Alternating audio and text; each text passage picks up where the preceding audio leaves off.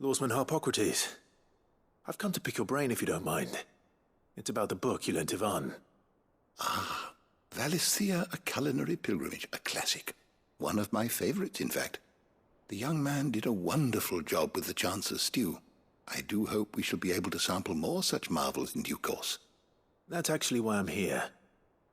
I don't suppose you know where I might find skyworm livers and drake's mint.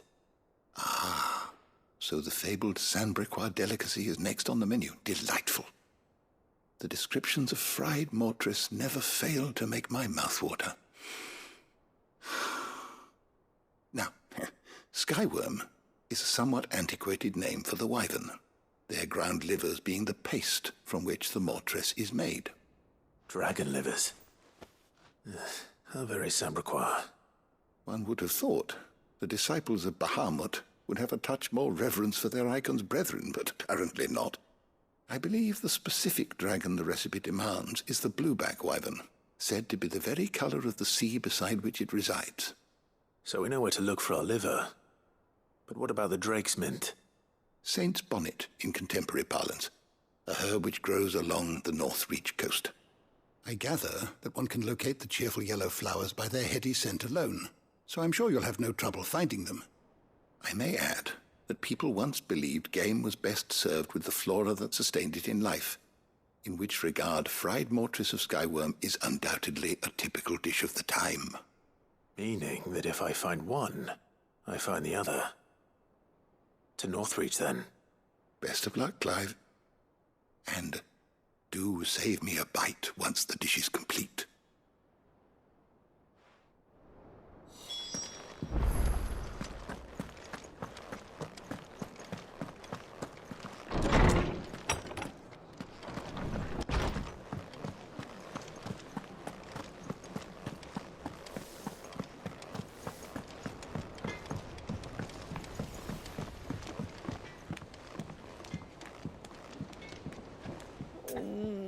What am I gonna do?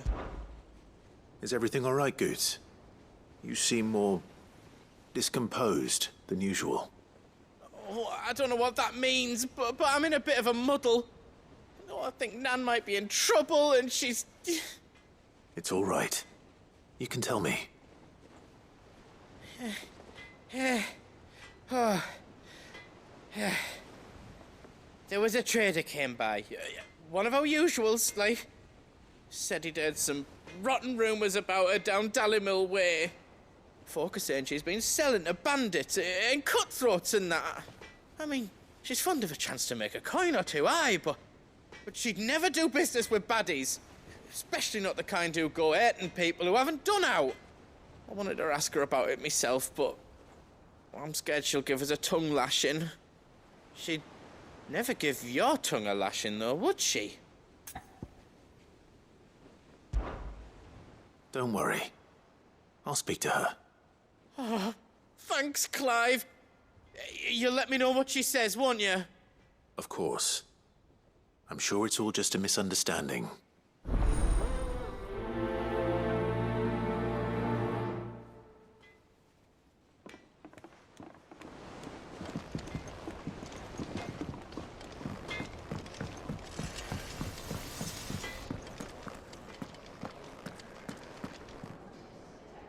Lady Karen, how's business? Not nearly as foul as the weather. You're doing good trade, then? Both in and out of the hideaway? Can't complain. Wait, what exactly are you getting at? Not once in 5 long years do you pay my affairs half a care. But here you are today, raking me over the coals like a bloody popoto. Just asking. Out of interest. All right. I'm here because I was told that certain rumors have been circulating. About you selling weapons to brigands. Oh, are you? And who was it who knows me so well as to tell tales of my evil exploits? I didn't exactly hear firsthand. All I know is that someone in Dalimil has been spreading word to that effect. And what? You believe it? You think I'm profiting off the blood of innocents, do you? Look, I've done things I'm not proud of. Might be there were a time when I turned a blind eye to the wretchedness of the world so I could line my pocket. But that woman is no more. And you'd know that if you'd ever paid the slightest bit of notice. You're right, Lady Karen. I apologize. It was wrong of me to doubt you. Aye, it was. Now, I reckon you've got better things to do than pointing your do-gooding finger at a poor old woman. Of course. Good day.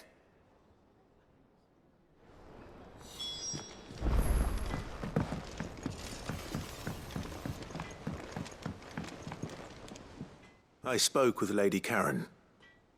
What did she say? That the rumors were unfounded, and that I was a fool for thinking they might hold any truth, along with some other things that made her feelings clear. And while it sounds like she may have done things she regretted in her past, she says those days are behind her. Oh, well, that's good. I knew Nan wasn't caught up in out bad. But why would people say she was?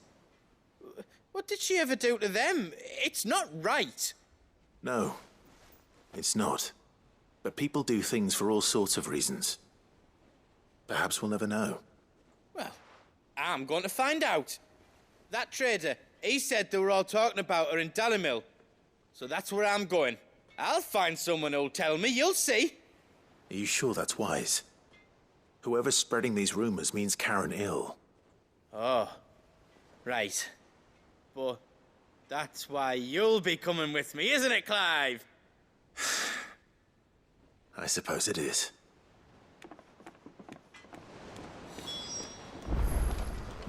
I'll find out who's been making up lies about poor Nan, and when I do, I don't know what I'll do, but it won't be pretty.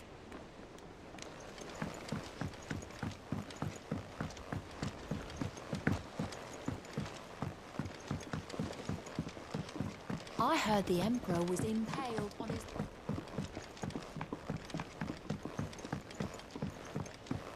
We're all gonna die! You hear me? What do you reckon we should do? I say we should just tell Miss Shirley. You'll get us all straight.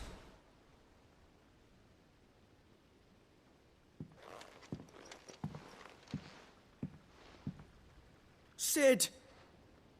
Hard at your studies, I see. And what is that?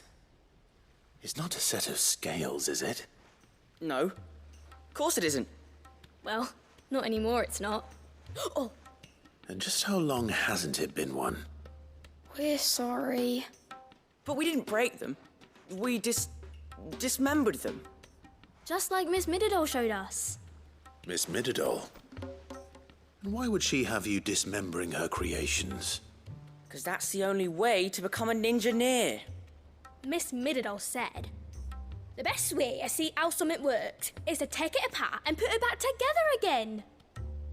Well then, your work is already half done. Carry on. About that. The taking apart was easy enough, but it's the putting back we can't work out. Speak for yourself. The heavy thing goes at the bottom. Then...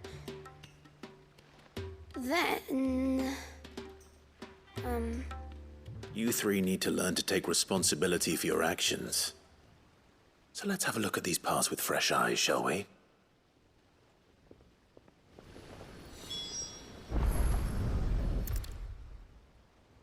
All right.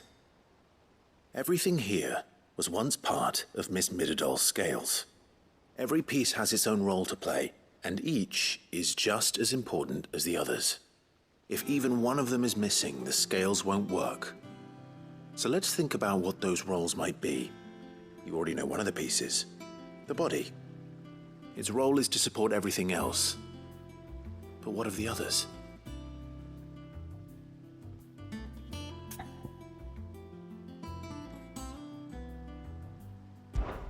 This is called the arm. Why do you suppose that is? It doesn't look much like an arm. You're right. It looks more like a wing. Like a chocobo wing! You've ridden a chocobo before, haven't you, Sid? Will you teach me to ride one day? I'll think about it. Now, what do arms do? Hold things. So wait, maybe this arm holds things too? Good thinking. You're on the right track.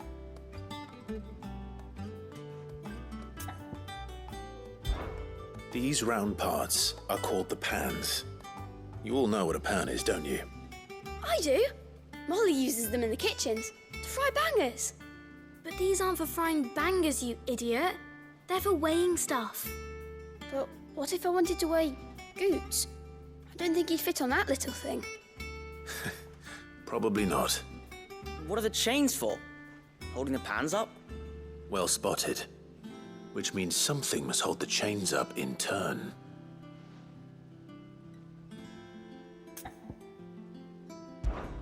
This tiny piece is what's called a cogwheel, or gear. Have you ever seen one before? I have. Miss Miradol's dungeon is full of them. Most are on the floor. She puts them in all her inventions. They spin round and round and round and round and... That's right. They're very useful when you want to make things move. Do you remember if there was anything on the scales that moved? I remember the arm moved when I tried weighing an apple. And then somebody ate it. Not my fault. You shouldn't have tried weighing it before lunch. We know what part's supposed to move and how it's supposed to move.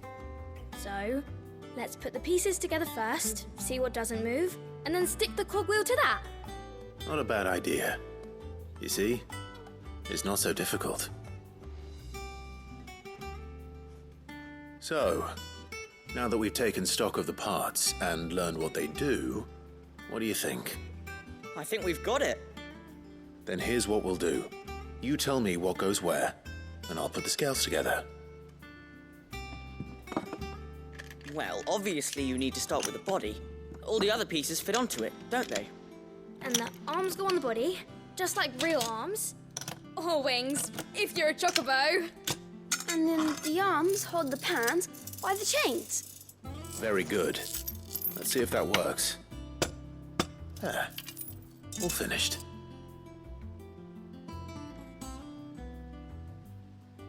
Yes! We did it! Well, with Sid's help. Oh, I just put the pieces together. It was you three engineers who showed me how. That's right. We're Miss Miradol's hairs. Her hairs? Yeah, hairs for the future. She's showing us her secrets now, so we can help out the hideaway when we're older. What do you think, Sid? Are we almost ready? With a little more help from Miss Miradol and Miss Shirley, I'd say it won't be long at all. You hear that? It won't be long. Until then, though, do try to be honest with Miss Shirley.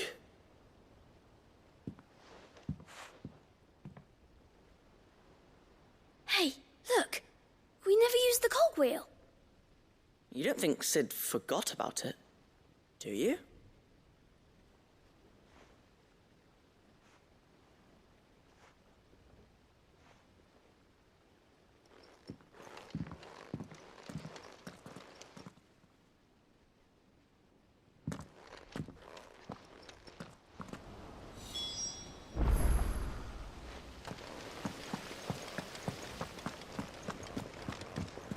We're all gonna die! You hear me?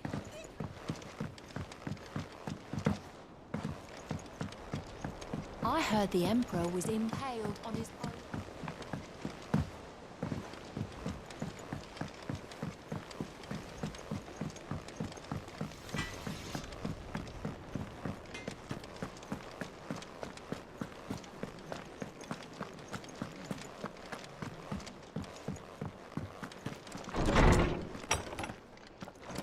There's a storm coming, Sid.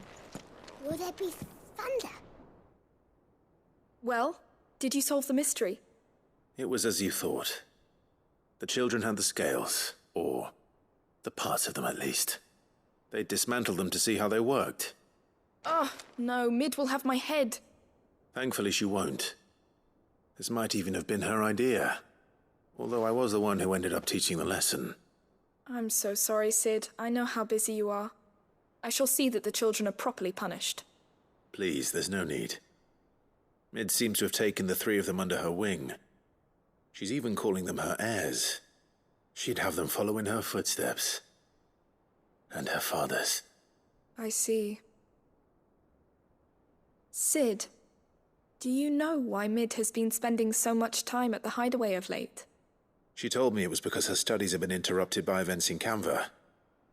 Is that not true? No, it isn't. The university offered her a commission. In exchange for full tuition, room and board, they asked her to oversee the design of several new war engines. To anyone else it would be an opportunity, but to Mid, who lost both her parents to war, it was a bitter pill. One she was none too keen to swallow. But that should come as no surprise. She's only ever cared about bringing people hope. The very last thing war can be said to do. Which explains her heirs. She's working to give them a better life. And so should I. What's the odd engineering lesson? Oh, you've given them far more than that. And I'm sure they're very grateful.